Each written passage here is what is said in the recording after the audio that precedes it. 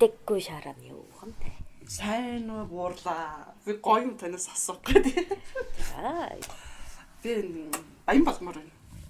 Маяг шиг мөнгөтэй баян болох гэсэн. Ямар аргаар баян болох вэ? Энд зарим хүмүүс ингэ төрөвчөрөд аллахаар баян болно гэж хэлж байна. Зарим нь одоо тим юм фэйсбүүкээр ингээд олон юмнууд ингээд шеэрлэхээр баян болж байна. Тиймэрхүү юмнууд олон байдаг юм байна. Тэгэхээр та тийм одоо өөрийн нууц баян болдог арга байна уу? Тим юм байл зааж өгч. За, баян гэдэг нь ямар утгатай үг нэ? Баян уу? Баян гэсэн үг шүү дээ. Баян гэдэг чинь одоо зоос ихтэй. Зоос ихтэй мөнгөтэй. Тий. Тэгж ойлгоод. Эд хөрөнгөний талаар баян гэх юм бол тийм тий. Баян гэж би нэр тэгж бодох юм. Мөнгөд орж ирж байвал баян биш юм уу? Инх байвал нэг баян. Тий. Эрүүл байвал нэгэн баян. Охин нуган нь тэнцүүхэн байвал нэг баян. Оройлсон мэдлэг өндөр байхад нэг баян. Хотлоороо дүүрэн хонтой байхад нэг баян. Би хон малж чадахгүй. Хурдан удмын адуу сөрөгтэй байх нь нэг баян. Гүү тэгж чадахгүй. Хойморт алтан аяг хэвтэж байх нь баян. Хамттай. За, өөр ямар юм бэ? Тэгтээ би Ходоод хизээч өлсөхгүй байх ч баян. Тэгээ ямар баян гэдэг утгыг чи өгүүлж байна. мөнгөтэй болох гэсэн. Тий зоосон мөнгө ихтэй аривантай байхыг л хэлээд ах шиг үү тийм ээ? Өөрөө бол тий. Тий. Тэгээ тэрнийг ингээд дууддаг гинэ. Маш их гэхлээр зоос мөнгө ихнэр орж ирээд идэг. Тэрэн зоос юм бүүчин өөртөө хөлтөө оюунтай идүү. Тэгээд чамааг чиглээд хоёр хөлөө зөөгөөд үгээд ирнэ. Хүн зоосон хөөж давхдаг болохоос зоос хизээ хүнийг хөөж давхиж байсан юм. Гэхдээ дууддаг гинэ. Одоо жишээл төрөвчөндөө юм хийгээл юм уу ингээд тэгэхээр тэр зоос чи ирээд даашингийнхаа нэг газар юм ингээд тавьж маа тэгэхээр ингээд ирдэг энэ төр гэж. Тий эсвэл шиний 2-ны саранд түрээвчээрээ даллахаарч бас ирдэг гэсэн тийм дом байна. Одоо жишээлбэл сүүлийн үед фэнкшүү гэдэг штэ тий тэрүүн дээр нөгөө нэг бас мөнгөний мод зод гээл янз бүрийн зоостой мод энэ төр гэдэг энэ одоо энэ ажилдгийн болов ер нь Тэр чинь өөрийнхөө тийм үү эд юмбуутай харилцах сэтгэлийг засаж байгаа ухаан болохоос биш. Аха. Түүнээс биш эдэн өөрөнгүүгээд ирдэг зүйл биш ээ. За би нэгэн жижиг айлтгал өгүүлээ. Хүмүүнэ хөдөлжил байвал тусын өрөнд зоос юм буугаар шагнагдан урамшигдана. Энийг бид үйлс гэж нэрлэдэг. Тийм үү? Зоосон санаад бусдаас булин авч дээрэмдвэл мөн зоостой болох ч гэсэн нүглийн хураас хийн шүү дээ. Тэгэхээр эдий зоосны алин чамд хэрэгтэй байгаа юм. Энд сэтгэвэл хүн өөрөө л зоослуугаан тэмүүлж байна. Гэвч зоос хүнийг хизээ тэмүүлнэ. Орож ирэж байгаа юм бүү зоос нь үүлийн чин төлбөрт нь хүрэж ирнэ. Аха. Үнийг харин чи хормоодоо тогтоож чадах уу? Эс тогтоож чадах уу гэдэг нь санаа сэтгэлийн алдаанаас гарах босов. Хичнээн ихийг чуулуулвч зоргоор үрээд алддаг нэг юм байна. Тий. Хөчүүхэн багыг нь амьдралдаа дүүргээд ашигладаг юм ч байна. Энэ нь харин хүмүүний тархин зорхоод нь тус саадал байна даа. Би чидэр зоос олохыг бодсон юм. Юм хэлдэл ном уншаа. Бердийн хүслээр үү? Тийм үү, бэртиг хүсэлдэг юм уу? Үгүй ингээд гой тарин энэ төр уншаал юм уу? Наадах юм бердийн хүслээр баяжна гинэ. Тийм үү? За. Эсхүү хөдлөж хуралсан зоос. За. Эсхүү услаж ургасан мод хоёр нэг шүү дээ. Та наадах ахад тайлбарлаад өгөөч сайн ухсангүй. Эсхүү хөдөлсөн зоос. Эсхүү усалсан мод хоёр. Эгэ ижилхээ. Ойлгож байна уу та? Эсхүү хөдөлсөн зоос, эсгүй усалсан мод. Буруу олсон зоос буруу усалсан мод гэсэн утга биш үү? Ерөөс хөдлөөгүйгээр зоосыг олохгүй. Ерөөс услахгүйгээр модыг ургуулахгүй. Чи ургамал амьтанд заавал усыг нь өгөж байж өөдөөгөн ургана гэдэг. Тэгнэ. Тэгвэл зоос юм бөө гэдэг чинь үүлийн төлбөр учраас хөлөс гэдэг заавал чамаас нэг хэлтэй л оршин шүү дээ. Гэхдээ хүмүүнээ хөдөллөө гэж зоосыг эсгүй болно. Олохгүй. Тий.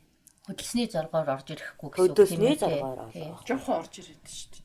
Их хөдөлсөн ч гэсэн жохон орж ирээд байвал харамсалтай биз дээ.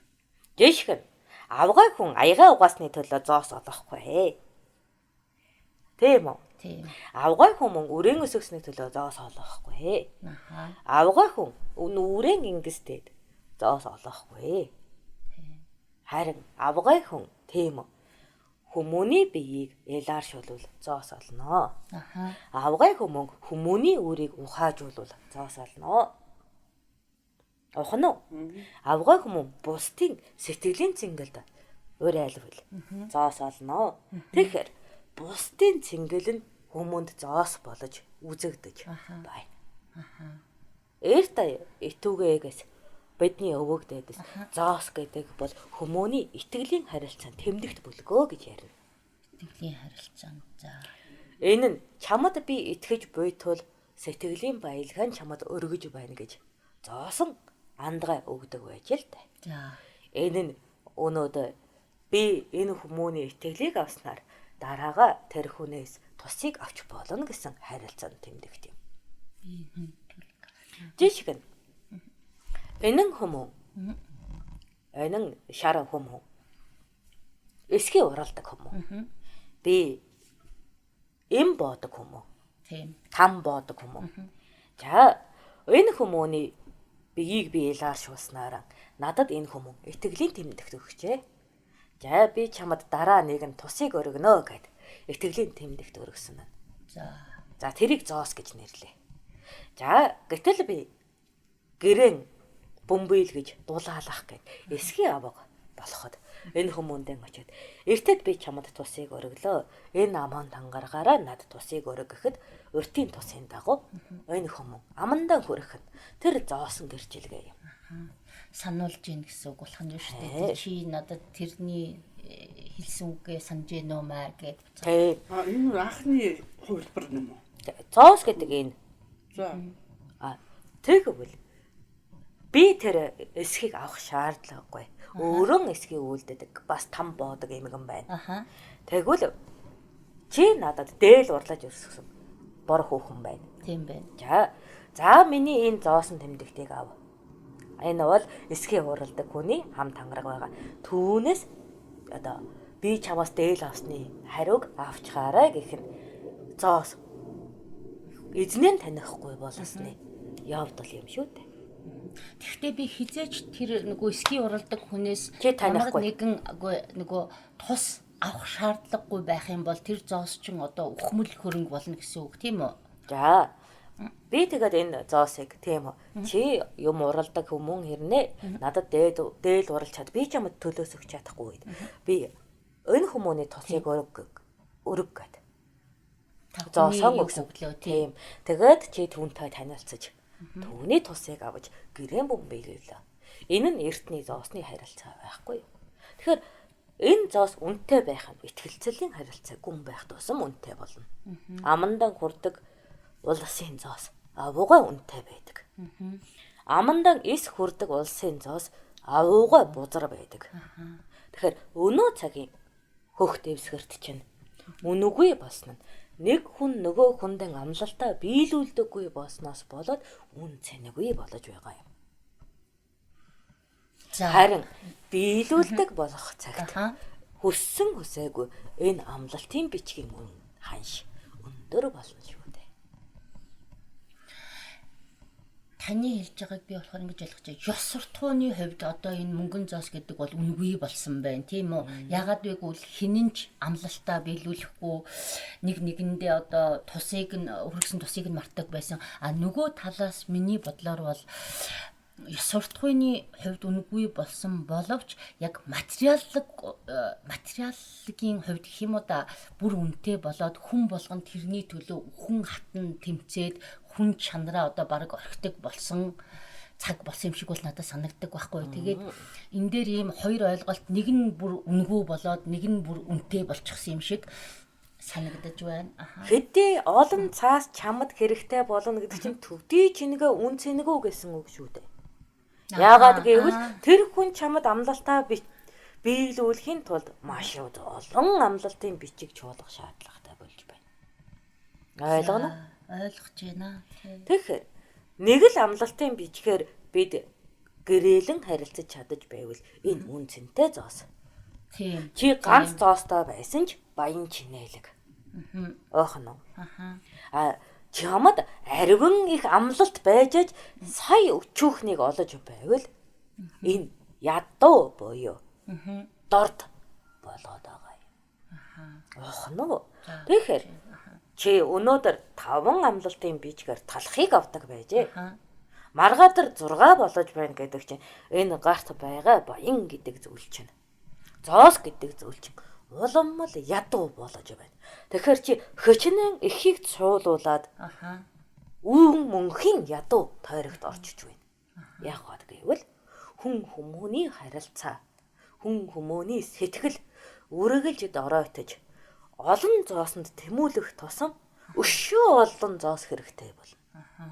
Харин итгэлийн сүлэлж цөөхөн зоосонд амьдрал эргэлдвэл хичнээн багыг чуулуулсан ч төдий чинээ баян болдог. Одоо та нарын нэг ямар ухаан гэдэг юм? Бид нэр бол төрийн гэрхээ бичгийн ухаан гин шүү дээ. Гэрээ бичиг. Гэрхээ бичгийн ухаан. Гэрээгээ бичиг. Уучиг нэ. Нэг хүний амлалт нөгөө хүний амлалттай энэ тэнцүү байхыг чинь төр уулан даагаад байгаа юм. Өөрөөр хэлбэл чи хариуцлага өндөр байна гэсэн. Төр тэр хүмүүсээс хариуцлагыг нэхэж чадж чаддаг. Яагаад гэвэл чи талхаан өгнө гэчээд өгөхгүй байхыг даадаг. Ойлголоо. Охно. Тэгэхээр өнөө цагт баян гэдэг үг өөрөө эргэлдэж байгаа зоосны үнгүүдлээс болоод боломжгүй тойрогт орчиж. Харин энд ерөөсөн хоёр хүмүүн л амьдарч байна. Энэ тойрог дотор. Чинэлэг хүмүүн, чинээ ядан хүмүүн. Чинэлэг хүмүүн гэдэг нь гэдэсийн хоосолдоггүй, үлэн хондоггүй хүмүүн. Чинээ ядан гэдэг нь арай чүү зуулгандаа хүрээд амь тасарч явахгүй нөхцдөг хүмүүн. Тэгэхээр энэ итгэлгүй тойрогт баян гэдэг үг өөрөө зоосонд сэтгэл цадах үзэгдэл байхгүй мó. Шунал гэсэн үг үү? Зоосон сэтгэл задахгүй гэдэг чинь тийм ээ. Үгүй тэгэхээр тэр юм нь үнэтэй байгаа юм жиха. Ариун их зоосоор. Бид нэр одоо багаар авах гэдэг чинь за жишээлбэл тэр юу авъя? Талах гэдэг чинь өчигдөр топос мөл одоо 10 гаар ч юм улам нэмэгдээд. Тэгэхээр чи хичнээнийг цуудуулаад хоосонд байхгүй юм. Итгэлцлийн тогтолцоо үүсэхгүй цагт чи чуулуулах нь өөрөө утгагүй болно. Тэг цуглуулахгүй гэхээр биднээс бас тэрийг ч авч чадахгүй шүү дээ тий. Ерөнхийдөө тийм ээ хичнээн биднээс хичнээн нэг нэгэндээ итгэсэн ч гэсэн одоо цагт тэр чинь нэг тийм л үнэтэй болцсон юм чи биднээс цуглуулахгүй гэж бодоход биднээс тэрийг алин ч авч чадахгүй байхгүй юу тийм ээ. Миний бодлоор зүгээр буурлаа одоо би ингэж бодоод байна та таны хэлж байгаа үгийг бодохоор ингээд шунал гэдэг бол үнэхээр өнөөдөр Монгол дийлдэхэ байсан. Шунал биш ээ. Итгэл гэдэг зүйл нь хоос орж ирсэн. Өөрөөр хэлбэл би маргааш чамайг ажилд хөсөлөхөд чи ирнэ гэдэг нь худлаа болчихсон. Чи дараа надад туслана гэдэг худлаа болчихсон. Энэ нь өөрөө баяжихгүй байхын шалтгаан. Энэ зоостой хамаатай гэж юу? Хүн чанартай хамаатай биш үү? Үгүй. Зоостой хамаатай гэж юу? Яагаад гэвэл чи үйлс хийгээгүй байхад миний үйлс бүтэхгүй. Миний үйлс бүтэхгүй бол түүний үйлс бүтэхгүй. Энэ оюу олон хүмүүс чинь үйлсийн зангилаанд дурсаж байгаа. Тийм. Энэ үйлсийн зангилааны гэрхээ бичих нь зоос. Тэгвэл Үйлс бие биетэйгээ сүлэлдээгүй цагт зоос үргэлж үнгүй лүү тэмүүлэн. Эдэн үргэлж үнтэй лүү өсөж байгаа үед хитэмтэй чуулуулсан ч өв болж үрд очихгүй. Өнөө маргааштай би сэтгэлээ хангах ийм л тойрогт явна. Жишээлбэл одоо би талах гэдэг хүн 5 төгрөгөөр талахыг гэдэгт нөгөө гурлаа авах, давс чихрүүд авах тэгэхээр тэр нь Амлалтгүй болцсон тийм тий ээ. юмаа өгдөггүй. Тий. Өөрөн үнэн ханшаан ус өгдөг. Тийм. Тэгэхээр миний талах дахиад нэмэгдэнэ. Тэгэхээр нэгний ам зөрчилдөхөд бусдын ханш өөрчлөгдөж энэ нь өөрөө нийгэм даяараа ядуу байх торлогт орчоод байгаа юм. Одоо нэг бензинтэй л адилхан юм л да. Бензиний үн өслөө гингүүд бүх юмны үн өсдөг. Тий. Тэгээд бүгд нөгөө өөрийнхөө дур зоргоор ингэж үнэ нэмдэг. Гэхдээ энд төр буруу таа юу? Батлан хамгаалагч нь буруутай. Батлан хамгаалагч нь буруутай юу? Батлан хамгаалах буюу энэ бол амлалтын бичиг гэж зоосыг гаргаж байгаа нь буруутай. Баталгаажуулж байгаа нь буруутай тий. За. Тэгэхээр тэр буруутай бол би баячихгүй гэсэн юм уу? Тэр буруутай цагт чи төмөн зоостой байсан ч маргааш тэр төмөн зоосоороо ганц талах авч болох л байхгүй юу? Нөгөө Африк. Гэхдээ Монголд бол энэ жоохон эсэргээр яваад байгаа л да тий. Түмэн зоостой хүмүүс нь аймаар баяжаал, урд хашин дамдраал нөгөө зоосныхоо тоогоор л болчиход байна л да Монголд. Энэ одоо бол чиний зоостой харьцуулахад тийм. Чи төмөн зоос зарцуулгаад хөлсөөн туслуулахад мөн төмөн зоос чинь ганц талхны ханштай болж байх. Хугацаа болоод итгэл хоёр авцалдаагүй цагт баяжна гэдэг нь чиний одоогийн дайчилгаанд бүтэхгүй юм аа. За тэгэхээр би ингэж ойлголоо. Та миний юу ч нөө би бэрдийн сэтгэлээр баяжхийг хүссэн тийм үү? Бэрдийн сэтгэлээр баяжна гэдэг нь эс хөдлөж баяжхийг хэлээд байна. Өөрөөр хэлбэл хүний цусаар бүтсэн. Цус биш ч гэсэн өөр юмар одоо жишээлбэл эрдэс баялаг уул ус газар нутгаа ухаж үгүй энэ чинь цусан мөн яагаад гэвэл эрдэсийг авахд ус нь үгүй хийнэ усыг уух байсан бүхий ан амтан ундаасны эрхэнд үхнэ тий цаатлаараа бодох юм бол тийм бэ гэхдээ тэр хүн нөхөн сэргээлтэй айгу гоё хийчихвэл яах вэ байгалыг буцаагаад хэвэнд нь оруулах маягийн болгочихвол эр хүнээс хүүхэд төрүүлээд гээ хизээч яахгүй юм байна л да. Бас болно тий. Одоо гадаад орнуудыг жишээлбэл тэр би тэр нэг фэйсбүүк дээр харсан л да хятадууд ингээл бүр үнэхээр гоё болгоцсон байсан бол урхайхаа юг тэгсэн ч гэсэн биднээс хуучин байсан шиг тэнцлийг хизээч байгаль ихтер бол байлгаж чадахгүй. Тэгтээ та нар эр хүнээс хүүхэд төрүүлээл байгаа байдтэй. Гэхдээ тэрэн эр хүний төрөлт хизээж эм хүний дайтад байгалийн жамаар төрөөгүй. Заавал мессээр хаглаж савгүй учраас мессээр хаглаж төрүүлээ байдтэй. Эрэгтэй хүнийг үү? Нэг тиймэрхүү юм гарсан. Юм яс. Тэгтээ тэр яг үнэн бодлон сайн мэдэхгүй. Гарсан би харсан тий. Америкт төлөөдөө нэг тийм Аз царайтай эрэгтэй аваад тэгээ хүүхд төрүүлээ. Би саяхан байна уусан чи хоёр хүүсээс илүүлсэн хүн ч үлээ юу ч үлээ. Сам авчихсан юм.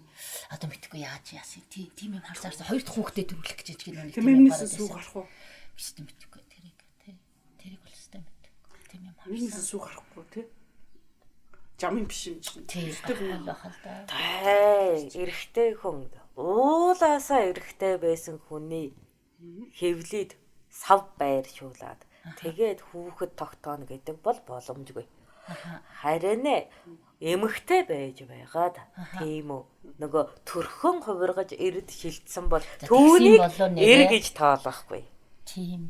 Ямар ч байсан нэг эрэгтэй хүн ямар ч байсан хүүхд гаргасан яг үнэн тий. Тэрийг бол санаад байна. Тэр чинь зайл хийсэн байх. Харин одоо юу нээсэн тэр чи одоо тий хөөсөөс бодоод нь үсэ эр хүмүүндээ хевлээд тий сав гэдэг нь байдаггүй л үү дээ. Байхгүй. Тэгэхээр савыг суулгаж болох уу? За болголоо гэж бодоход төмсгнөөс нь сална.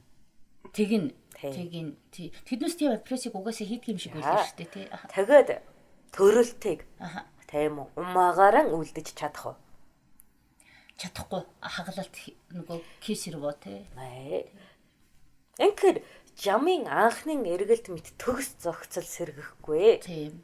Ямар нэгэн яданга байдлаар түүнийг бүтээлэж гэсэн өөрөө тэнцвэрждэг ертөнцийн эргэлт тэнд орж явах. Төгс оршиж чадахгүй нь байна тийм үү? Оршсон ч гэсэн тий. Хятадд одоо жишээлбэл тэрний гисний гадна талаараа ингээд гоё уул уурхайх нэмээс сэргэлсэн ч гэсэн тэрүүнийг уул уурхайг нь авч явахдаа маш олон одоо амьтдыг амийг тасалсан байгаа шүү дээ тийм үү? Тий. Тэгэхдээ тэрнийг нөхөж гаргана гэдэг үл хэцүү байхгүй. Тэгээд зарим нэгэн зүйлийн амьтан тийм үү бүр удамшлын хэлхээгээр устж ертөнцид ганц ч байхгүй болох үед тэр амьтныг бий болгохгүй. Тийм үү. Тэр уул усанд л ургадаг нэгэн сайхан цэцэг байлаа гэхэд сүүлчийн дэлбээг нь тасдах лугаан адил устгавал дахиж ертөнцид тэр цэцэг орж явахгүй. Тэгэхээр хэдий их цусан өргөл өргөж чи бэрдийн хүслээр баяжна. Төдий чинээ чи ирээдүйд орших хүн төрлөختний орших орон зайг үгүй хийн. Бэрдэж биш бүр алуурчны хүслээр тэр баяжж шít тийм үү? Өчнөн амтан Бэрдийн үлгэр чинь ингэдэг шүү дээ. Зээ чи одоо нэ 5 жил цэнгэлийн дээдээр амьдар. Харин би чиний бүхий үрийг чинь авъя гэд. Эдэр залуу хүмүүнд хэлдэг шүү дээ. Тэгээд 20хан хавартан чинь мэдэхгүй. Зээ гэд зөвшөөрөөд 40 хавар хүртлэх цэнгэлийн дээдээр амьдарч олон сайхан хүүхэн эдэлж олон сайхан эдийг идэж олон сайхан бурамтыг амсаад тэгээд 40 хавар хүрэхэд зээ би нэг сайхан үртэй болъё гэтэл ерөөс хайрцсан хурцсан бүхий имсээс нь тухайн залуугийн үр гардаггүй. Яагаад гэвэл тэрэн ихээ цэнгэлэн өөрийнхөө үрээр солилцсон учраас бэрдийн хүсэл гэж домголдог юм да. Амар юм. Би бэрд гэж нэг өөр нэг юм бодоод байсан. Нэг дээр үтч одоо буддийн шашинд чөлөө хамчлаа нэг чихтэйхэн урт нөгөө хоолойтой хизээч юм идэд нөгөө хизээч юу яадгүй цаддаггүй одоо ууж идсэндээ хандаггүй туслаар хоолой руу нордог тийм юмтан байдаг. Тийм. Тэгээд нөгөө дандаа идэж явахыг хүсэж идэг. Гэхдээ тэр хүсэл нь нөгөө ходоодонд нь тархинд нь хизээч нөгөө биелдэггүй тийм юмтны тухай уншиж ийсэн тийм.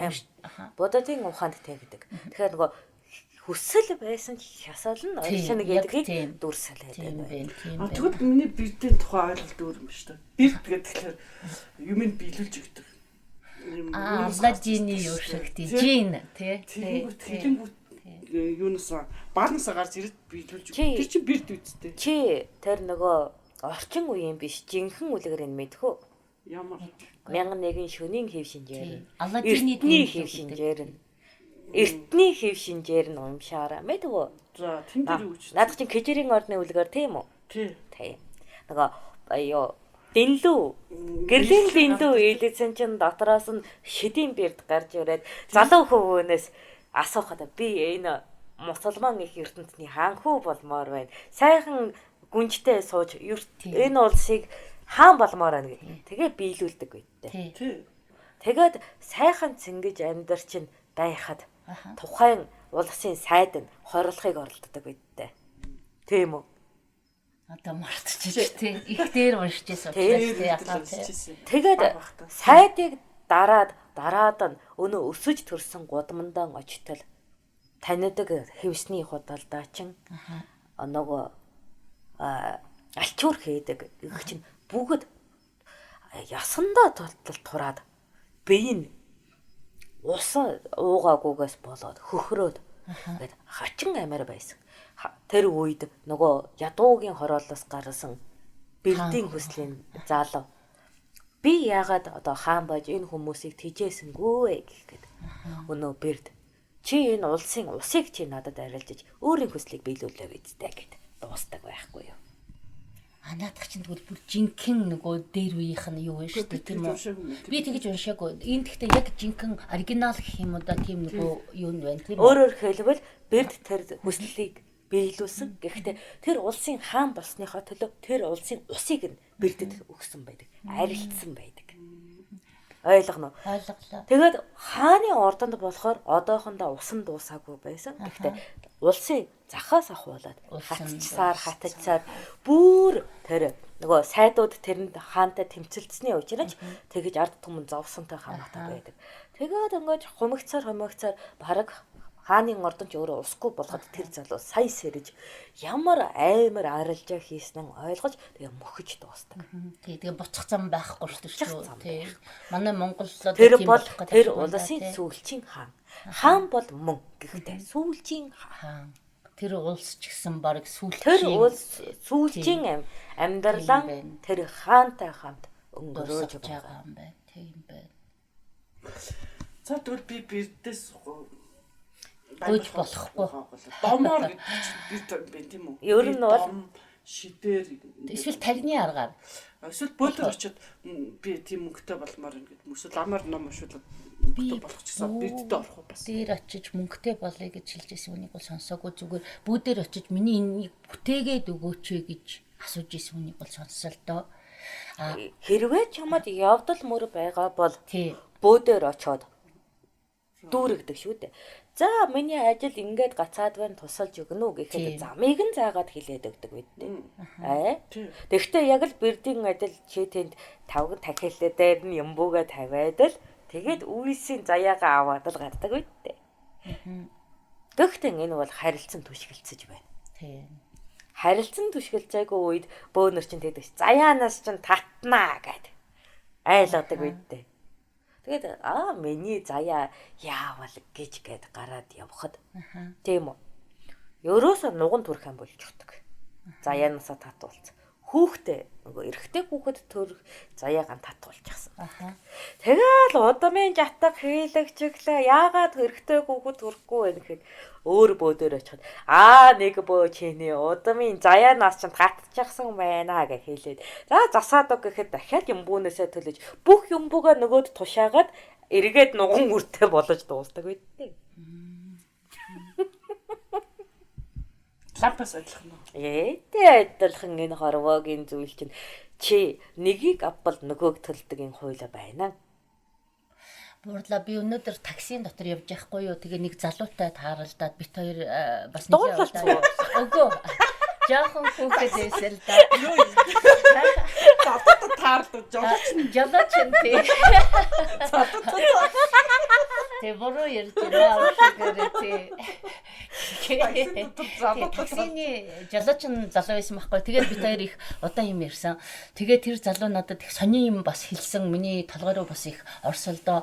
Одоо ингээ уул уурхай ухна штэ. Том компани эздүүд лам аваачиж ингэж нөгөө уул усны савдгийг их сахиулдаг гинэ. Тэгээ тэр залуу бас надаа яг өмнөдөө хэлсэн. Хвчээ тэр залуу болохоор өөрөө ерөнхийдөө шашин будын шашны шүтдэг залуу байхгүй юу? Их дээр үеэс өвөг дээдсэн ингэж шүтсэн өөрт гэрт нэх мундаг юулаа сахиус энэ төр байдаг. Тэгсэн чинь харин уул уурхай ингэж юу яахад одоо ухна штэ. Тэгэхэд том компаниуд бөөнөр бараг очиж тэгж нөгөө юуг нь яадаг уу гинэ. Савдаг уул усны эздийг нөгөө ингэж тайтгаруулдаггүй та тийм юм харсан уу? Би хараагүй гэсэн байхгүй. Тэгсэн чинь ингээл тийм юм болоход ингээл энэ том компани эздүүд ингээл лам нарын чинь 50-60-аар нь 30-40-өөр нь авчраад нам уншуулаад савдгийг аргадуулаад ингэдэг. Тэгээд тэр хичнээн өөрөө нөгөө шарын шашин шүтдэг хэрнээ манай лам нар болохоор ийм юмд оролцоод яваад байдаг. Харин жинхэнэ бөөнөр бол тэ бараг өстой тийм юм руу очидгүй. Би тэгэхээр бас хэлэхгүй за нэг жоохон хурамчтэй мөнгө зөнгөнд явдаг бөөнөр бол тийш бараг очиж магадгүй гэсэн чи тэгтэл та телевизээр те тийм юм бараг хараагүй штэ те бөөнөр очиод тэгэж уул ухах гэж яхад тийм үү аргадаад уул усын савдгийг аргаж гин гээл тэгэхэд бусад одоо үйлэн дээр бол ламнар очивол тийм үү ингээл бас тэгдэг та нар тийм юм анзаарсан уу ер нь харсан уу? Их сонин юм байна. Facebook дээр үл тийм байгаа да. Лам нар дандаа очиж. Дандаа л тийм ингээл нөгөө том компанийн чинь те лам нарыг очиж ингээл нам ашуулаад Үүндэг би тэгдэг өстой очиж хараа. За, бөө гэдгийг нь удган зайран гэдгийг нь бодоод нь үзье. Тэд чинь өөрөө уул эсний савдагасан өршөөл ирэж, уян хишгэн гойж, хур усаан гойж аж төрдөг шүү дээ. За, тийм үйлтэй хүмүүн байж, харилцдаг хүмүүн байж. Тийм үү? Нэг уулын эзэн, савдгийн эзэн дээр эрдэнэс дээр суудаг, савдгийн эзэн дээр сууж очиод гойж очиод өршөөгөөрөө та унтно хэвлэгч ухах гэсэн гэж бөөдөж ямар вэ? Тийм. Тэгэхээр нөгөө зан үйлийн хувьд шууд харилцааны үндсэн дээр байдаг бөөнөр хий гэсэн ч тогтолцоогүй байхгүй юу? Тийм. Тэр хүмүүсээс тийм сэтгэл гарч чадахгүй юм гэж бол би дотроо ойлгосон Чи тий. бодоод нь үзэл. Лам Тий. ягаад Лам нар ч гэсэн яг жинхэнэ үнэхээр бурханлаг, шашинлаг хүмүүс бол тэднээс тийм юм уг нь хийх ёсгүй хүмүүс байхгүй юу? Тийм биз дээ. А зүгээр нэг жоохон мөнгөн дээр мэдлэггүй лам нар ч гэдэг юм шүү. Харин шарын шашин. Аха. Шарын шашин чинь нөгөө төр хосолохын шашин шүү дээ. Тийм. Тийм үү? Өөрөөр хэлбэл улс үндэстэн устгадаг шашин шүү дээ. Төр хосолсон шашин буюу бусдыг дарангуйлаж боолчилж чаддаг шашин шүү дээ. Тэр хосолсон гэхээр тэр утгаараа ярихтаа явчих юм тий. Тэгэхээр энд нөгөө улс устгадгийн жамаар хөрс устгаж, тийм үү? Хөрс нь устсан улсын хүн ам устгаж, хүн ам нь цөөрсөн бол эзлэн дарангуйлахад хялбар болж энэ үйл зам байдлаараа орж ирж байгаа юм. Тийм бай тийм ээ. Гэтэ тэр хүн одоо лам нар чинь энийг бас мэдмэр далд төсөлтөл хайцдаг бол тийм биз дээ. Энэ чинь савдаг нь байж байгаа. Дараа нь үлийн өөр надад хамгийн их үлийн өөр ярьдаг юм биш шүү дээ. Тий. Нүгэл буйно. Нүгэл Тий, уг нь тий яа тэр чинь тэнийг мэдтгүүл ламдар нь очиод байгаа юм уу? Эсвэл дарга нь хамбал лам нь очиж хий гэдэг ингэ явуулдаг. Хамбал ам нь арай тэгэж гун тэгмэргүй л байх л да. Тий. Тэдний зүйчлэл өөр л дөө. Хоосны сургаалтай. Тэгэхээр зовлон хүртэл хоосон гэж итгэж байгаа юм чинь зовоосныг эсэл тооцсон шүү дээ. Тийм үү? Тэгэхээр тэр амтан өвхөн үү, амтай амьнууд хөглөө гэхэд тэр өвсөн ч тэр чинь хоосон л юм чинь. Хоосон юм чинь Чи бодоод байгаа юм уу? ертөнч мөгсөн ч хоосондоо анх үүссэн хоосондоо очиж байгаа юм чинь үүлийн өр хүртэл ертөнц устгад анх байсан хоосондоо очих юм чинь Хоос. хийхэд зориг гэдэг зүйл байна. Бүх юм нэг хоосон гэж бодсон юм тий. Тэгэхээр сургаалаараа тийм үү. Одоо би хичнээн зовсонч энэ савдгийг унтуулаад энэ савдгийг нь өхүүлээд нь би хичнээн зовсонч дараа нь би хоосныг үзэж чөлөөлөгднө гэж байгаа сургаалаас хамаарат идэрхүү зоригтой байдаг юм аа. Сонин байгаа. Тэсэг хэрнээ тэдний чинь Гэтэл бөөч нь яах нь вэ? Миний уудам угсаа миний үлдэж байгаа бүхэн тийм үү хараагдан жатгалагдана гэд айдас өндөртөө шүү дээ. Тэгэхээр ёс зүйн нөгөө сургаалын хувьд өөр байгаа учраас зовлон огоорохоор тэд зан үйлийг, жатхын үйлийг хийж дийлдэг. Лам руу Тий. Яагаад гэвэл хүний ёс зүй өхүүлэгч сургаал байна.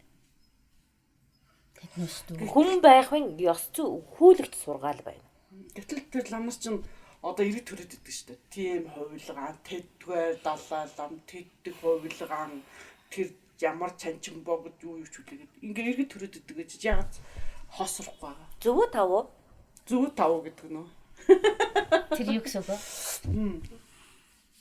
Зүг тав. Аливаа юм зүг байж болно. Гэхдээ худлаа ямиг тав дахин тавтаж хэлэх юм бол. Аха. Үнэнд сэтгэгддэг. Тэгэхээр худлаа ямиг ингээд яг үнэн юм шиг ингээд хэлээд тахлаар нэр үнэн ч юм уу гэдэг юм дээр үнэн болдог. Гэхдээ буурлаа тэр хүмүүс дотор гэгэрчсэн мундаг ухаантай болсон яг үнэхээр ном ёсоороо тийм үү буддийнхаа сургаалыг жишээлбэл дагаж явсаар байгаад өнгөрсөн олны тусын тулд буян хийсээр байгаад өнгөрсөн тийм хүмүүс байх юм бол тэр хүмүүс ахаад гэгэнтэн одоо мундаг хүмүүс болж төрөх боломжтой тийм ээ? Боломжтой юу? Гэгэрэлт Яагаад тэгвэл тийм үү? Далаалам. Өөрөд дахин төрчөөд дахиад номоо уншиж 30 жил суугаавэ гэж би бодоод байна байдгийн. Хэрвээ өөртөө амьдралыг дахин өргөлжлүүлэн төрж байгаа юм бол тийм үү? Өөртөө ухаан хадгалаастай байх шинжтэй. Гэтэл чи далаа лам гэж хүүхдэд итгүүлээд дахиад сургаад байгаа нь ямар зүгчлэл вэ? тэрийг өстэй мэдхгүй байна. За бодъё. аха. Тий бодъё. Мартцсан. Яг тийм байна. Бөөч нь одоо өсөн сүнс хүний байлиг гэхэд одоо сүнс орж ирэхэд тэд нар чи өмнөх юм яриад иддэг шүү дээ. Санаад яриад иддэг. Онгодод уу? Онгодууд гэдэг чинь яриад шүү дээ. Ярьдаг. Гэтэл Нэр тэгэхээр ч тэр чинь төрөөг юм биш үү? Тэр чинь чинь төрөөгүй төрөөгүй. байхгүй юу? Тэр Сүнс төрөөгүй. хэвээрээ явцсан. Тэгээ тэр ламнар чинь болохоор сүнс нь буцаад хүн болоод үрчиж байгаа. Тэгэхээр нөгөө тэрий чинь бага насанд нь тодруулдаг тийм Тий. үү хүүхдүүдийг. Тий. Тэгэхээр хүүхдэд 5 хийчих байхгүй юу? Ингээ жоохон бэлэг төгөлдөр нөгөө авьяас төгөлдөр хүүхдийн шинж багаас илэрдэг шүү Тий. дээ. Оюуны чөлөө байдал өндөртэй хүүхэд багаас илэрдэг шүү дээ. Тэр хүүхдэд чи Далай лам гэдээ итгүүлэхэд хялбар уу? Хэлбэр. Тэгээд өмнөх Далай ламын нөгөө амьдралын бичээс байгаа шүү дээ. Тэрийг чэйжлүүлэхэд тэр хүн лугаа адил сэтгэх үү?